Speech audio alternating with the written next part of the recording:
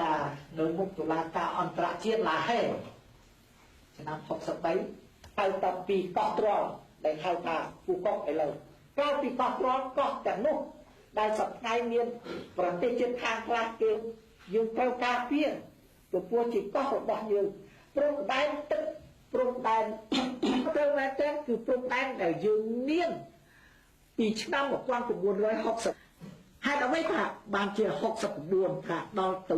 70ដល់ទៅ70មានរដ្ឋប្រហារទៅជាយួនមកនៅដល់អ្នកលឿងដូច្នេះវាច្បល់ណាស់តាំងបោះត្រង់នឹងបរណភាពទឹកដីរបស់យើងឯកភាពទឹកដីរបស់យើងណាពីឆ្នាំ1900ដែលយើងមានពីឆ្នាំ1963មកទល់នឹងឆ្នាំ1969ដែលក្នុងពេលនោះវៀតណាមក៏ដោយថៃឡង់ក៏ដោយមិនហ៊ានលូដៃហើយទឹកឥឡូវតែរកឃើញព្រៃកាត់តែស្អាតអូយ៉ាលោករត់ឲ្យរកទៅឃើញយើងថាពីបានរកទៅឃើញព្រៃកាត់កន្លែងនោះគេឲ្យទៅថាយើងប្រែបាក់គ្នាយើងមានសង្គ្រាមរវាងខ្មែរ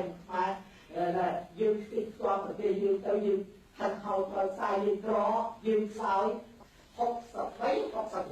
69ពីឆ្នាំ1963ទៅឆ្នាំហើយបានរុក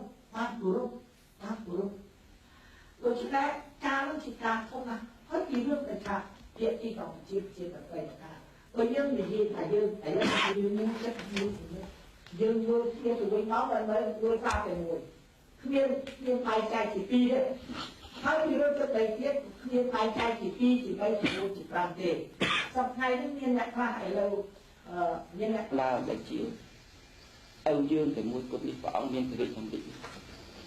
ហើយប្រគល់ក្រោយពីបរទេសពុំបានទទួលនៅការជួបតុមូលនេះជាការជួបជាប្រវត្តិសាស្ត្រក៏ប៉ុន្តែដោយព្រះអង្គមានព្រះរាជអង្គការដ៏ត្រឹមត្រូវ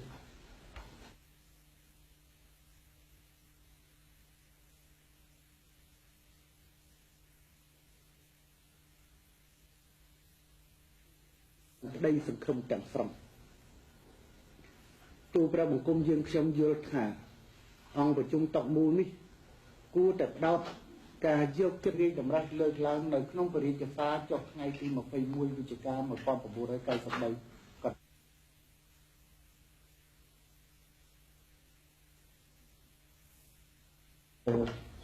្រកបដោយមហាសប្បុរសចំពោះព្រះរាជតម្រិះប្រកាសណាជាអង្គម្ចាស់ដើម្បីប្រជុំតុមូលថ្ងៃនេះដោយភាពរបស់ប្រកាសណាយើងអស់ហើយយើងដូចតែដោយសារថាសម្បត្តិនឹងចូលចិត្តអញ្ជើញទៅថ្ងៃ30ម្ល៉េះហើយពេលហ្នឹងម្ល៉េះហើយព្រះអង្គហើយជាទទួលថ្ងៃ29ដូច្នេះយើងជាពីសិនចាបានបញ្ចេញមតិអស់ហើយស្រឡាញ់ជាតិគោលណាសុខតែអ្នកស្នេហាជាតិទាំងអស់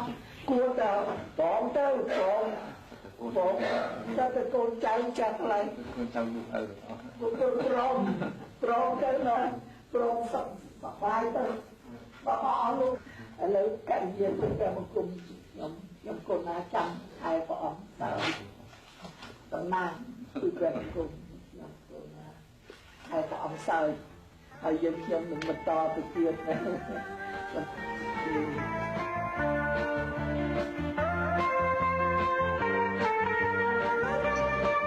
ជាមានតបដីនៃសាធារណរដ្ឋប្រជាមានិតជាប្រទេសកូរ៉េឯកអសការៈស្នេហានៃប្រជាជនប្រជាជាតិកូរ៉េនិងឯកឧត្តមលោកសេនាប្រមុខគឹមចុងអ៊ីលអគ្គមគ្គទេសខាងយោធាជាពិសេសនៃសាធារណរដ្ឋជាមានិតជាប្រទេសគុំប្រលោកការតារៀបចំទទួលបានឲ្យមានជីវភាពដ៏ស្ដេចព្រះសង្ឃរាជស្ដេចព្រះគុលទេពជាស្នេហាទីសក្ការៈសូមគោរពសម្ដេចឯកឧត្តមជំរាបសម្ដេចព្រះជាសម្ដេចឯកឧត្តមនឹងអស់លោកទាំងអស់សម្ដេចទីឡុងសម្ដេចគុំកុសល ឯកឧត្តមលោកមហាសេនាប្រមុខសម្ដេចឯកឧត្តមអស់លោកទាំងអស់ចំពោះព្រះអង្គហើយក្នុងនាមសម្ដេចឯកឧត្តមអស់លោកទាំងអស់គ្នាដូច្នេះសូមមេត្តាប្រពន្ធឯកឧត្តមលោកមហាសេនាប្រមុខលោកបានប្រាប់ថាថ្ងៃ15ចាបាទយើងទៅពិគ្រោះពិភាក្សាគ្នាពីរឿងអីទូលគុំប្រជាជនប្រជារាស្ត្រសពថ្ងៃនៅកម្ពុជាទាំងប្រសង់ទាំងអីហ្នឹងអ្នកកំពុងធ្វើការអ្នកកំពុងរៀនសូត្រអ្នកកំពុងប្រកបការខាងចំនួនជួញដូរអីឮថាចម្បាំងគឺឈប់ប្រសាយដៃជើងអស់ហើយបើបែរថាឮថាឈប់ច្បាំងនេះវិញគឺថាអបអរសាទរសាធុ